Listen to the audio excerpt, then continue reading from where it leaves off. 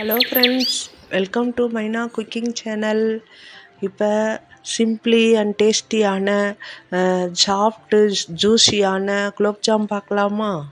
குலோப்ஜாம் மாவு packet cut பண்ணி கொஞ்சம் கொஞ்சமாக காய்ச்சி ஆறின பால் கொஞ்சம் கொஞ்சமாக ஆட் பண்ணி சாஃப்டாக பிணைஞ்சு உருட்டி வச்சுக்கணும். அதில் 200 கிராம் குலோப்ஜாம் பாக்கெட்டு சின்ன சின்ன உருண்டைகளாக உருட்டி ரெடி பண்ணி வச்சுக்கணும். ஊறுனா போதும். அப்புறம் நல்லா நெய் தொட்டு உருண்டைகளை உருட்டி ரெடி பண்ணி வச்சுட்டு சூடான எண்ணெயில் போட்டு பொரித்து எடுத்தால் குலோப்ஜாம் ரெடி. பாக்கெட் மாவுக்கு 400 கிராம் மீடியம் சுகர் அதிகம் வேணும்னா 600 கிராம் போடலாம். இது மீடியம் சுகர் 200 கிராமுக்கு 400 கிராம் போதும். 400 கிராம் தண்ணி ஊற்றி நல்லா ஜீராவை காய்ச்சி வச்சுக்கணும். பிசு பிசு பதம் இருந்தால் போதும்.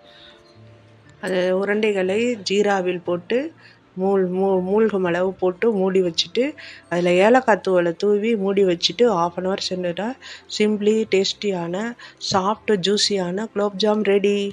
Thank you friends. இந்த சேனல் லைக் பண்ணுங்கள், ஷேர் பண்ணுங்கள், சப்ஸ்கிரைப் பண்ணுங்கள்.